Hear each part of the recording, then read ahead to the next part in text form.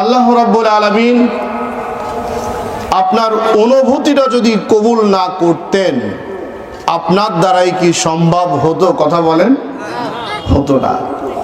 অসংখ্য মানুষ রাস্তায়, দোকানে, বিভিন্ন জায়গায় ওনারা ঘোরাফেরা করছে,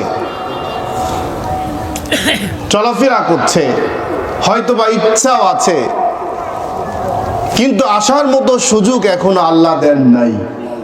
আপনাকে আমাকে যে সুযোগটা আল্লাহ করে দিলেন, এতে খুশি না বেজার? খুশির ঠেলায়, খুশি অবস্থায় আল্লাহ শুকরিয়া আদায় করছি, সকলে বলছি আলহামদুলিল্লাহ। লক্ষ কোটি দুরুদ ও সালাম বর্ষিত হোক বিশ্ব মানবতার মুক্তির দিশারি, দো জাহানের বাদশাহ, আমার আপনার হৃদয়ের স্পন্দন, গোটা পৃথিবীর শ্রেষ্ঠ মহান নেতা, মহান, আমাদের অনেকেই মহান মহান করতে করতে এমন পর্যায়ে নিয়ে আসছি, আমার নবীর কথা মনেই নাই অনেকে, ঠিক না বলেন? গোটা বিশ্বের সকল নবী কুরের সেরা মানুষ, আমার আপনার শ্রেষ্ঠ নবী জনাবে মুহাম্মদুর রাসূলুল্লাহ সাল্লাল্লাহু আলাইহি সাল্লামের প্রতি প্রিয় মুসলিম মিল্লাত, আমি আপনাদের নিয়ে অল্প সময় যদি কিছু কথা বলি, যারা আসবে আলহামদুলিল্লাহ, আর যারা আসবে না সেটাও আলহামদুলিল্লাহ, ঠিক না বলে? এটা এমন না যে আপনাকে জোর করে লাঠি পিটিয়ে, আপনাকে হ্যান্ডকাপ লাগিয়ে, বাধ্য করে আপনাকে হেদায়েতের রাস্তায় আনতেই হবে, না আনলে চাকরি থাকবে না। এটা কি এমন বলেন? এমন নয়। এরপরে আজকে যে উদ্দেশ্যে মাহফিলের আয়োজন, উদ্দেশ্যটা হলো গরুস্থান, ঠিক না বলেন? আচ্ছা, গরুস্থান, আমি যদি হাত তুলতে বলি যে এখানে যেনারা বসে আছেন, কয়জনের আব্বা, কয়জনের দাদা, কয়জনের মা, কয়জনের ছেলে, ইত্যাদি ইত্যাদি, আপনজন আত্মীয়দের মধ্যে নিকটতম ব্যক্তি কেউ না কেউ এই দুনিয়া থেকে বিদায় নিয়েছেন, এমন আছে না নাই বলেন? আছেই। আত্মার টানে, এই হৃদয়ের টানে অন্তত আজকের মাহফিলের প্যান্ডেলটা ভরে যাওয়া লাগতো, ঠিক কিনা কথা বলেন? এর থেকে যারা আসছেন এদের শিক্ষা আছে না নাই বলেন? আপনি নিজে চোখে দেখতে পাচ্ছেন যে এই ছেলে মেয়ে, পরিবার পরিজন দুনিয়ার মোহে পড়ে, দুনিয়ার লোভ লালসা ভালোবাসার মধ্যে লিপ্ত হয়ে সামান্য অত শীত নেই, এই জায়গায় বসে আল্লাহর কাছে আলেমদের সঙ্গে এই জান্নাতের বাগানে এসে একটু দোয়া করবে, ওই সময়টাও পাচ্ছে না, কথা বলেন? তাহলে এই দৃশ্য দেখার পরে আপনি কি আসলেই দুনিয়াকে মজবুত করে ধরবেন, না আপনার জন্য আল্লাহর কাছে জবাবদিহিমূলক জীবন গঠন করার জন্য আপনি প্রস্তুতি নেবেন? কোনটা বলেন? প্রস্তুতি নিতে হবে ইনশাআল্লাহ। নেবেন তো ইনশাআল্লাহ? আমি আপনাদের বিনীত অনুরোধ করতে চাই, যতটুকু সময় আমরা থাকব, আমরা এলোমেলো অবস্থায় না থেকে, এই যে মাহফিলে বসে বাদাম খাচ্ছেন, বিভিন্ন কিছু খাচ্ছেন, কেউ খাচ্ছে কেউ খাচ্ছে না, এটা কি হয় বলেন? এটা হয় না। খাওয়াটা বন্ধ করলে কি ভালো হয় না? কেউ এই জাতীয় কার্যক্রম বন্ধ করে দিন। সম্মানিত উপস্থিতি, আল্লাহ শুকরিয়া আদায় করে আমি আপনি শেষ করতে পারবো বলেন? পারবো না। কিন্তু আল্লাহ শুকরিয়া তো আমরা আদায় করি না। কি শুকরিয়া আদায় করবে এত? আমরা ৭১-এর পর থেকে শুরু করে ২৪ সাল পর্যন্ত শুকরিয়া, প্রশংসা, কৃতজ্ঞতা এত পরিমাণ করেছি। আজকে যেই পরিমাণ প্রশংসা করা হলো একটি মানুষের, এই প্রশংসাগুলা যদি একটা জায়গায় পালা দেওয়া যেত, রাখা যেত, ওইগুলা সংরক্ষণ করা হতো, এরকম কয়েকটা প্যান্ডেল লাগতো, কথা বলেন ঠিক কিনা? আজকে সবগুলাকে ছেড়ে দিয়ে আপনি কোথায়? যাদের প্রশংসা করেছেন তারা কোথায়? ঠিক না বলেন? আল্লাহ রাব্বুল আলামিন বলেন, দুনিয়ার মানুষ তোমরা ভালো করে শোনো, আমি আল্লাহ রাব্বুল আলামিন তোমার পায়ের তালু থেকে মাথার চুল পর্যন্ত যতগুলা নিয়ামত আমি দান করেছি, প্রত্যেকটা নিয়ামত যদি গবেষণা করো, সমালোচনা করো, চিন্তা করো, একটা একটা করে যদি তুমি মার্কেট যাচাই পর্যন্ত করো, তাহলে দেখবা একটা নিয়ামত আমি আল্লাহ তোমাকে অনার্থক দিই নাই। সুবহানাল্লাহ। আমার ভাইয়েরা, তাহলে দেখুন, বয়স্ক মানুষ যারা সামনে বসে আছেন, অনেকেই ভালো চোখে দেখতে পান না, আছে না নাই বলেন? ওই মানুষটার যদি জিজ্ঞাসা করেন, চাচা গো, ও দাদা, আপনার যে চোখ দুইটা নাই, এমন অবস্থায় এই পৃথিবীটা আপনার কাছে এখন কেমন মনে হয়? ঠিক না আমার ভাইয়েরা? ওই মানুষটা যখন যৌবন ছিল, যৌবনকালে তখন বুঝতে পারে নাই, চিনতে পারে নাই। এখন যৌবন চলে যাচ্ছে, যৌবন ধরে রাখার জন্য এত চেষ্টা করেছে, পরিশ্রম করেছে, কোন ক্রমেই যৌবন ধরে রাখতে পারছে না। যেমনটি মনে করুন, আপনি যদি একটা খাল থেকে, পুকুর থেকে, নদী থেকে বা কোনো পাত্র থেকে যদি মজবুত ভাবে এক চুল পানি উঠান হাতের মুঠার মধ্যে, এক চুল তো বলেন নাকি, এই অবস্থায় যদি পানি তোলেন, মজবুত করে যদি আটকে ধরে রাখতে চান, বলেন দেখি পানিটা সকালে যদি তোলেন কত সময় থাকবে? কথা বলেন। সামান্য সময়ের মধ্যে আপনার এই হাত দুইটা আপনার জন্য এই পানি ভর্তি করে যখন তুললেন, তোলার পরে আপনার হাতের আঙ্গুলের ফাঁক দিয়ে সমস্ত পানিগুলা খেয়ানত করে চলে গেল, এক ফুট পানি থাকলো না। কথা বলেন ঠিক কিনা? এমন অবস্থায় আপনার যৌবন কোন দিক দিয়ে চলে যায়, যৌবন শেষ হয়ে যায়। যত মজবুত করে আপনি ধরে রাখতে চান না কেন, আল্লাহর রীতিনীতি অনুযায়ী, আল্লাহর বিধান অনুযায়ী আপনি কিয়ামত হওয়া যেমন সত্য, মৃত্যু যেমন সত্য, তেমনটি হলো আপনার যৌবনটা ধরে রাখতে পারবেন না, এই কথাটাও তেমন সত্য কিনা আমার ভাইয়েরা? যৌবন শেষ হয়ে যাচ্ছে, এখন মাজা সোজা হয় না। অনেকে চেয়ারের মধ্যে বসে আছেন, এই বার্ধক্য অবস্থা আসার আগে আপনি যৌবন কাল যখন ছিল, চেয়ারের দরকার হতো না, কি বলেন? চেয়ারের দরকার হতো না। ওই সময়ের জন্য আল্লাহ রাব্বুল আলামিন বলেন, বান্দা, পায়ের তালু থেকে মাথার চুল পর্যন্ত যতগুলা অঙ্গ প্রত্যঙ্গ তোমাকে আমি আল্লাহ রাব্বুল আলামিন দিয়েছি, প্রত্যেকটা যদি একটা একটা করে দাম লাগাও, হিসাব করো, কয়েক কোটি টাকার সম্পদ তোমার শরীরের মধ্যে আছে। ঠিক না? যেমনটি দেখুন, এই যে আমাকে আপনাকে মেরুদণ্ড দিয়েছেন আল্লাহ রাব্বুল আলামিন, যার জন্য আপনি সোজা হয়ে দাঁড়াতে পারেন, সোজা হয়ে থাকতে পারেন। 260টির বেশি জয়েন্ট রয়েছে শরীরের মধ্যে। একটা জয়েন্ট যদি আপনার দুর্বল হয়ে যায়, ভেঙে যায়, ওই জয়েন্টটা পরবর্তী যদি আপনি আবার ডাক্তারের মাধ্যমে, চিকিৎসার মাধ্যমে লাগাতে চান, কমপক্ষে মনে করুন একটা জয়েন্ট দিতে আপনাকে 2 থেকে 3 লক্ষ টাকা ব্যয় করতে হয়। ঠিক না? এখন হিসাব করুন, তাহলে 2 লক্ষ যদি দিতে হয়, এই জয়েন্টগুলা সোজা করার জন্য কত কোটি টাকা আপনাকে ব্যয় করতে হবে। এত ব্যয় করার পরে আল্লাহ রাব্বুল আলামিন যেই সম্পদ আপনাকে দিয়েছেন, এই সম্পদের মতো আবার পুনরায় সম্পদ নিজে অথবা মানুষের সাহায্যে যেই সম্পদটা তৈরি করলেন, মেরুদণ্ড সোজা করলেন, এমন মেরুদণ্ড আগের মতো কোনোদিন হবে নাকি? কথা বলেন, হবে বলেন? আমার ভাইরা, শুধুমাত্র তাই নয়, আল্লাহ রাব্বুল আলামিন কত বড় নিয়ামত আপনাকে দিয়েছে চিন্তা করুন। এই যে ওপেন হার্ট সার্জারি, এমন কেউ আছেন নাকি এখানে? ওপেন হার্ট সার্জারি করলেন, হার্ট বন্ধ হয়ে গেল।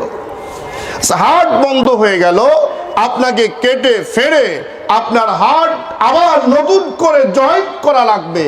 আচ্ছা, ভিতরটায় আপনার কোনো নেতা কি ওখানে এই রগগুলো আবার ঢুকিয়ে দিয়েছে? বলেন, দিয়েছে? বলেন, ডাক্তার কি দিয়েছে? না, বিজ্ঞানী চিকিৎসারা বলছেন আল্লাহ রব্বুল আলামিন স্পেশাল ভাবে আপনার পিছনে ঘাড়ের থেকে শুরু করে পায়ের তালু পর্যন্ত ওপেন হার্ট সার্জারি করতে যেই কেরামতি দরকার, চিকিৎসা দরকার, আল্লাহ রব্বুল আলামিন আগেই প্রস্তুত করে দিয়েছেন। সুবহানাল্লাহ বলেন।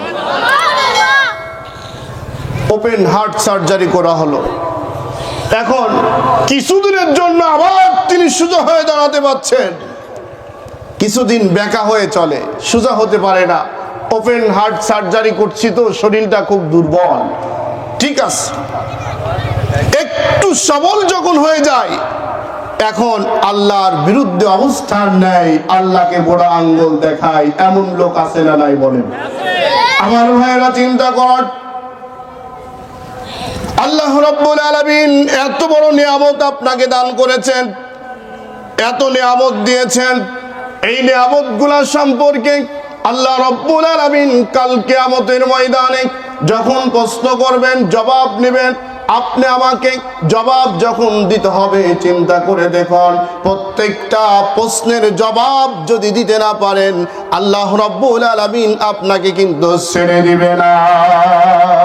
কথা বলেন, ছেড়ে দিবে? বলেন। এই কারণে ভাইরা আমার, আজকে যে গরুস্থানের আমরা উদ্যোগে মাহফিলে বসেছি, এখান থেকে আমাদের কিছু শিক্ষার দরকার আছে না নাই? বলেন। আমার ভাইরা, আল্লাহ রাব্বুল আলামিন বলেন, এখানে যে মানুষগুলো আমরা আছি, সত্যিকারেই আল্লাহ আছে এই বিশ্বাস আমার আপনার আছে না নাই? আছে। আল্লাহ কয়জন? কথা বলেন। আমার ভাইরা, আমরা পিছনে ইতিহাস দেখলে দেখি অনেক মানুষ এমন পর্যায়ে বলেছে আল্লাহকে স্বীকার করত, আল্লাহকে মানত। মাঝে মাঝে কাল বৈশাখী ঝড় যখন শুরু হতো, টর্নেডো শুরু হতো, অথবা এই জাতীয় কোনো তুফান যখন শুরু হয়ে যেত, তারা টিভির মাধ্যমে, টেলিভিশনের মাধ্যমে, পেপার পত্রিকার মাধ্যমে ঘোষণা দিত, আমরা মোকাবেলা করার জন্য প্রস্তুতি নিয়েছি। কথা বলেন, ঠিক কিনা? আমার ভাইরা, এই যে প্রস্তুতি নিয়েছিলেন আপনি, এই প্রস্তুতি নিয়ে আল্লাহ টর্নেডো দিবেন, কাল বৈশাখী ঝড় দিবেন, আপনি মোকাবেলা করার জন্য প্রস্তুতি নিয়েছেন, ঠিক আছে, আপনি প্রস্তুতি নেন, কিন্তু আপনার শরীরটা ঠিক করার জন্য, আপনার অবস্থান ঠিক করার জন্য, আপনার কি হবে এই বিষয়টি তদন্ত করার জন্য আপনি একটি বারের জন্য চিন্তা করেন না, ঠিক না? বলেন। আমার ভাইরা, সেই জন্য আল্লাহ রাব্বুল আলামিন বলেন, বান্দারে, সত্যি যদি ঈমান নিয়ে এসে থাকো তুমি, আমাদের ঈমান আছে না নাই? কত পার্সেন্ট? 100% কি হয়েছে? বলেন। ঈমান আনতে হবে কত পার্সেন্ট? 100%। বলেন, কত পার্সেন্ট? 1% যদি আপনি বাদ দেন, এই কোরআনে কারীমটা, এর মধ্যে মনে করুন সূরা ফাতিহা দীর্ঘদিন যাবত পড়েছেন, আর ভালো লাগে না, এখন ফাতিহার থেকে একটা অংশ বাদ দেন, নামাজ হবে? তেলাওয়াত হবে? বাদ দেওয়া যাবে? মনে করুন ইমাম সাহেব নামাজে দাঁড়ালেন, নামাজের মধ্যে গিয়ে হঠাৎ করে গয়রিল মাগদুবি আলাইহিম এটা মনে নাই, এমন হয়তো নাকি? হয় না? বলে মনে নাই। পিছনে যত মুক্তাদি মুসল্লি, মুসল্লিদের কাজ কি? কথা কন নাকি? কন। লুকমা দেয়া। লুকমা মানে আওয়াজ করা, সতর্ক করা। কি বলেন? আল্লাহু আকবার। কি বলেন? কি বলে লুকমা দেন? বলেন। তার মানে নামাজের মধ্যে তো আর বলা যায় না। অনেকে এমনও বলে, মনে করুন নামাজ পড়ছে, আমি সেদিনকে আমার মসজিদে দেখলাম নামাজ পড়ছে, নামাজের মধ্যে মোবাইল বেজে উঠলো, ও বলল যা বলে আবার মোবাইল হাতে বের করে সব কিছু দেখে বন্ধ করে এবার তাকালো, তাকানোর পর এবার ঠিক আছে, আবার নামাজের কোনো ক্ষতি হয়নি। ক্ষতি হয়েছে বলেন? এই যে অবস্থায় ইমামকে আপনি লুকমা দিলেন সংশোধন করার জন্য, আর এই জাতীয় মুসল্লি যদি থাকে ও নিজেই সংশোধন হতে পারছে না, ইমামকে সংশোধন করার তো সুযোগই নাই, ঠিক না বলেন? এখন মনে করুন সূরা ফাতিহা যখন লুকমা দিলেন, ইমাম সাহেব বুঝলো না, নামাজ শেষ করলো, শেষ করার পরে এবার কি করবেন আপনারা? হুজুর ও দোকানের হিসাব করতেছিলেন নাকি? ও হোঁশ থাকে না আপনার? দাওয়াত আছে নাকি? খাওয়া দাওয়া বেশি হয়েছে নাকি? আপনার মতো করে আপনি ইমামকে বলবেন নামাজ হয়নি, আবার পুনরায় নামাজ কি বলেন পড়েন। কেন? নামাজ কি হয়নি? আচ্ছা, একটা সূরা ফাতিহা আর ছোট্ট একটা আয়াত যদি না পড়ার জন্য নামাজ আবার পুনরায় পড়তে হয়, ইমাম আপনার চাকরি করে তাই নাকি বলেন? ইমাম চাকরি করে এই জন্য কি নামাজ পড়াবে? না, সত্যিকারে নামাজ হয়নি জন্যই নামাজ পড়াবে। কোনটা? নামাজ হয়নি জন্য নামাজ পড়াবে। তার মানে ইমাম হলো আপনাদের নেতা, আপনারা লুকমা দিয়েছেন, লুকমা দেওয়ার পরে এখন আপনি বললেন নামাজ হয়নি, আবার পুনরায় নামাজ পড়ো। ইমাম সাহেব আবার নামাজ পড়লেন, দ্বিতীয়বার আবার হলো না, আবার কি লুকমা দিবেন না বাদ রাখবেন? কথা বলেন। তৃতীয়বার লুকমা দিল, আবার একই অবস্থা হলো। চতুর্থবার এবার কি ছাড় দেওয়া যায়? কথা বলেন, ছাড় দেওয়া যায়? কেন? নামাজ হয়নি তোমার। এই নামাজ না হওয়ার জন্য ইমামকে চাকরি পর্যন্ত বাদ দেওয়া হয়। কথা বলেন ঠিক কিনা? যদি ছোট্ট একটি আয়াত বাদ দেওয়ার জন্য, ছোট্ট একটি অক্ষর শব্দ বাদ দেওয়ার জন্য ইমামকে যদি আপনি লুকমা দিয়ে সংশোধন করতে যান, প্রথমবার, দ্বিতীয়বার, তৃতীয়বার, চতুর্থবার, পঞ্চমবার সুযোগ দেওয়ার পরে ইমাম যদি শুধরে না যায়, ওই ইমামকে যদি চাকরি থেকে বাদ দিয়ে নতুন ইমাম নিয়োগ দিতে পারেন, রাষ্ট্রীয় পর্যায়ে গিয়ে এই কোরআনে কারিমের মধ্যে কি শুধু নামাজের কথা? কথা বলেন না কেন? নামাজের কথা, রোজার কথা, এই কোরআনে কারিমের মধ্যে যত আল্লাহর বিধান রয়েছে, পার্লামেন্টে দাঁড়িয়ে যখন বিসমিল্লাহ মুছে দেয়, আল্লাহর কোরআনের আইনকে মুছে দেয়, আলেমদের বিরুদ্ধে কথা বলে, ইসলামকে বন্ধ করে দিতে চায়, ইসলামের উপরে আঙ্গুল উঁচু করে কথা বলে, তখন রাষ্ট্রের মুসল্লি হিসাবে কোন দায়িত্ব পালন করেছিলেন? কথা বলেন। দায়িত্ব আছে না নাই? কথা বলেন। পালন করেছেন? করেন নাই। তার মানে কি? কোরআনটা শুধু নামাজের মধ্যেই থাকবে না বাইরে যাবে? কথা বলেন ভাই। কোরআনটা কি শুধু নামাজের জন্য, না গোটা পৃথিবীর সমস্ত মানদণ্ড হিসাবে আল্লাহ রাব্বুল আলামিন কোরআনে কারিম দিয়েছেন? কথা বলেন ঠিক কিনা? কোরআনের মধ্যে সব বিষয় আছে না নাই? আমার ভাইরা, এই কোরআনে কারিম দিয়ে বিগত 18টা বছর যখন কোরআনে কারিম থেকে আলোচনা করা হতো, কোরআনের কথা বলা হতো, অসংখ্য বাধা, অসংখ্য নিষেধাজ্ঞা, অনেক জেল জুলুম, অত্যাচার, নির্যাতন সহ্য করতে হয়েছিল কিনা? কথা বলেন। এমন পর্যায়ে গিয়ে আল্লাহ রাব্বুল আলামিনের এই বাণীকে, আওয়াজকে যখন বাংলার জমিনে মুছে ফেলার জন্য ঘোষণা দেওয়া হলো, স্তব্ধ করার জন্য যখন নানান কায়দা যখন শুরু করা হলো, আল্লাহ রাব্বুল আলামিন, ওই মহান রব্বুল আলামিন যখন দেখে এক পর্যায়ে ছাড় দিতে দিতে এমন পর্যায়ে চলে যায়, আল্লাহ রাব্বুল আলামিন তখন আর ছাড় দেয় না, ছেড়ে দেয় না।